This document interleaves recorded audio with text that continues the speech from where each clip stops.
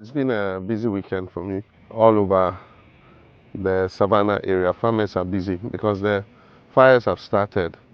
And if you don't get your crops in quickly, the bushfires will burn them. So we're harvesting soybean and maize on this farm. Yellow maize for the poultry industry, and then soybean. We supply our maize and soybean directly to estuary farms where they do poultry.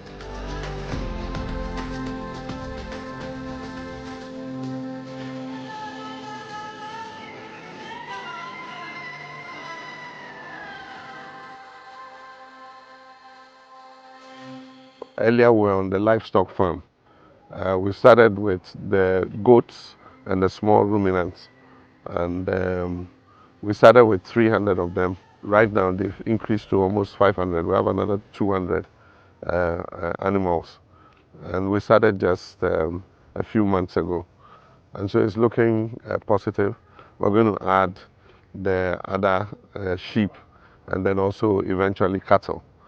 And so we're doing livestock, and then we're doing crops. One of the major problems we had this year, especially with the crops, is the drought that occurred. After we planted, the rain came to a stop.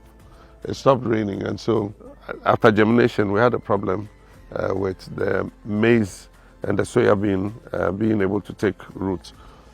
Luckily, we have some irrigation equipment here on the farm. We have 3 sets of irrigation equipment. So we rolled them out, and that is what has saved part of the crop. But we lost about 40% of the crop. We were able to save only about 60%. Would have harvested more this year, but unfortunately, the drought happened. So what we're looking to do is to go totally under irrigation. We have a small river over there, and we've drilled 5 boreholes, which are very productive. And so next year we're going to use a pivot system so that we can have enough water for irrigation. And it will allow us to do 2 crops instead of 1 crop a year. We have equipment, different kinds of equipment.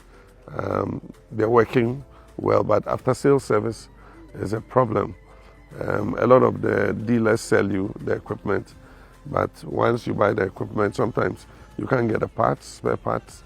And so what we need to do is to standardize the equipment and make sure that anybody who's selling agricultural machinery in Ghana is able to offer the farmers after sales service. Because right now is the harvest time. One of our combined harvesters is down and they don't have the parts. They have to order them from outside. If we say we're waiting for them to bring the parts from outside, by the time the parts come, bushfire would have finished this crop. Happily, one of our neighbors has a good combine harvester, and that is what you saw me riding. We have hired it from him to come and help us, to be able to harvest all the crops before the fires come in. And that's why I believe that we must have farmer service centers where we have specialized agencies repairing and operating the machinery, and then let the farmer farm and let somebody provide him the service of the machines so that it doesn't have to be his headache. Today my headache is about this combine harvester, how to get a part. It should have been somebody's headache. And mine should just be to procure my seeds, get my fertilizers, and be able to grow my crops. And so it's a good experience, but farming is my life. I love it. And I'm sure if I didn't go into politics, I'll be a full-time farmer.